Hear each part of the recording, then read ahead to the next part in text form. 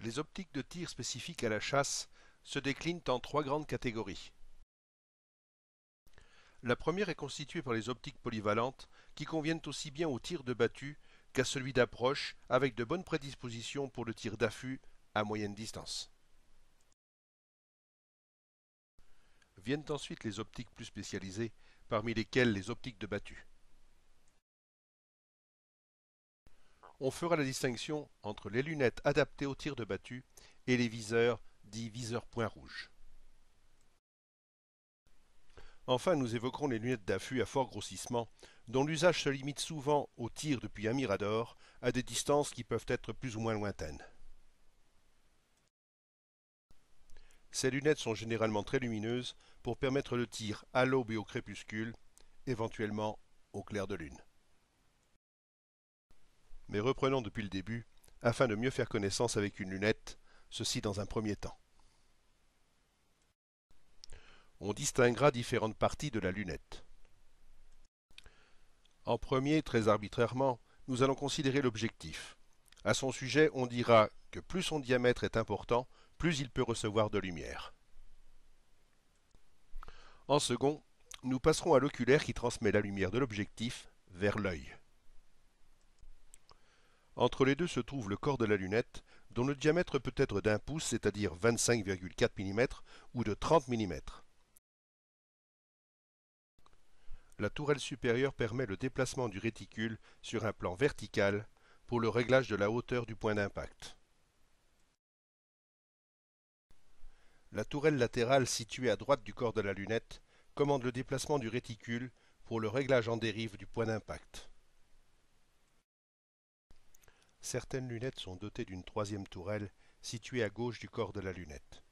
Généralement, cette tourelle sert à régler l'intensité de l'illumination du réticule. Dans certains cas, son action est bien différente, en ce sens qu'elle sert à corriger la parallaxe à la distance de tir. Lorsque l'on replace les capuchons de protection des tourelles, il convient de les visser à fond, et sur certaines dotées de joints toriques, il faut veiller à ne pas écraser ces joints, afin de préserver une parfaite étanchéité. Les indications portées sur les tourelles de réglage sont rédigées soit en centimètres, soit en MOA, ce qui signifie minute d'angle. Pour la graduation en centimètres, un clic déplace généralement le point d'impact d'1 centimètre à la distance de 100 mètres. Sur certaines lunettes de battue, la variation peut être de 1,5 cm à 100 mètres. Concernant la graduation en MOA, un clic équivaut à un quart de MOA, soit 7 mm à la distance de 100 mètres.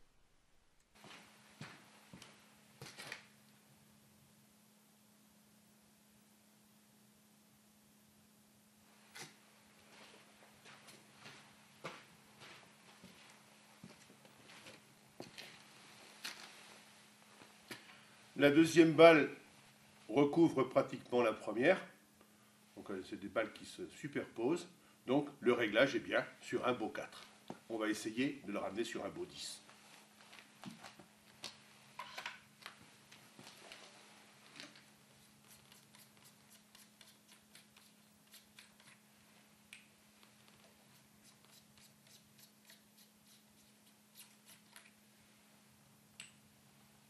Alors l'opération de réglage consiste d'abord à enlever les capuchons des tourelles, et puis on va modifier. Donc on va bloquer l'arme, de manière à ce qu'elle soit bien coincée, et je vais amener le réticule sur les impacts, puisque le réglage c'est comme ça que ça se fait. On affinera après, mais globalement c'est comme ça qu'on fait un réglage. Parce qu'il faut s'adapter à la carabine, et non pas la carabine à nous. On s'adapte en fonction de là où ça tire. On ne modifie pas le point d'impact. On s'adapte au point d'impact.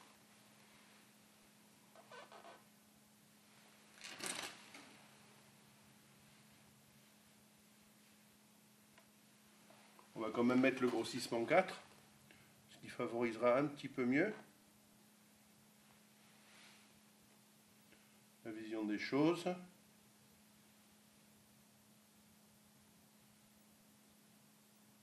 Voilà, je vois parfaitement mes deux balles. Donc l'opération consiste à pointer le centre du réticule sur le centre de la cible.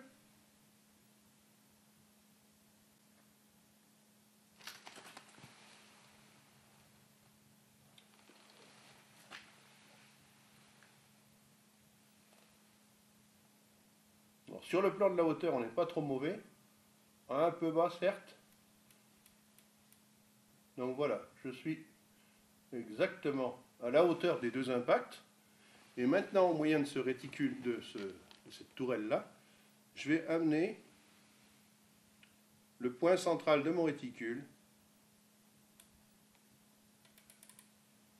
sur les impacts qui sont véritablement décentrés. Alors j'essaye de ne pas trop bouger la carabine parce que c'est là où on voit les limites de cette opération.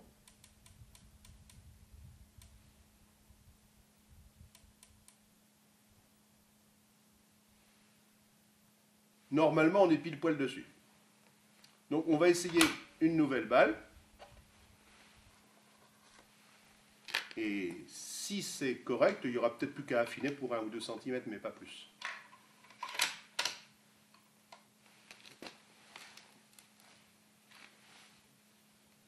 Alors je débloque l'arme avant de tirer parce que tout blocage de l'arme modifie toutes les vibrations du canon et engendre un tir aberrant.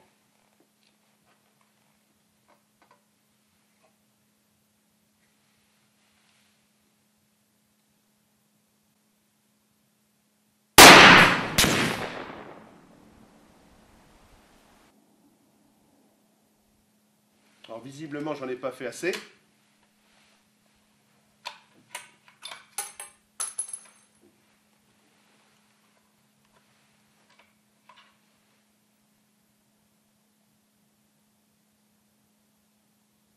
Et il me manque, grosso modo, 3 cm.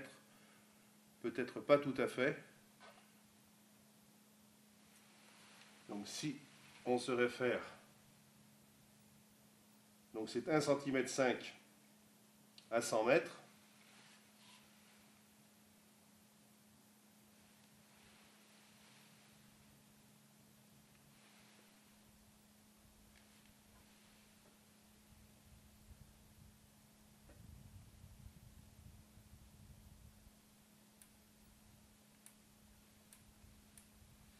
Là, on en fait 4 parce que nous sommes, on fait 4 clics parce que nous sommes à 50 mètres seulement.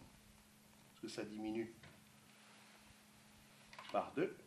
Et on va voir si c'est concluant.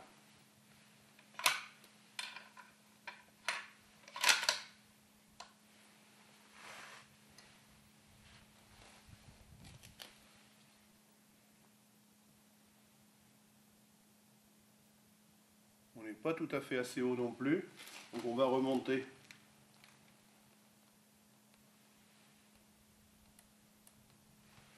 De 2 clics. Même 3.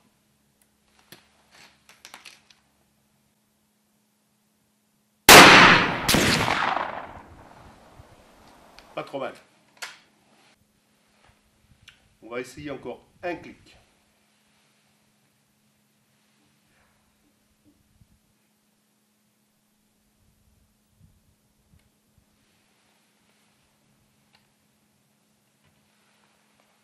Ce qui devrait nous permettre d'envisager, quand ça va être réglé, un tir à la distance de 100 mètres.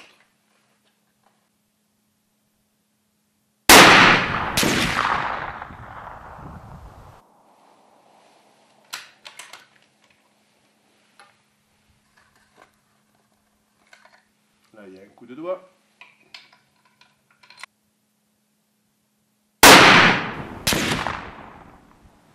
Voilà, c'est nettement mieux. Donc on a une petite tendance quand même à tirer encore à droite. On va essayer de le rectifier.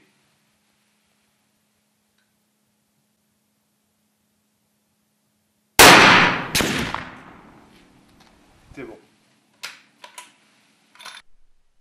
À la suite de ce réglage à la distance de 50 mètres, les résultats à 100 mètres affichent toujours un groupement légèrement décalé vers la droite.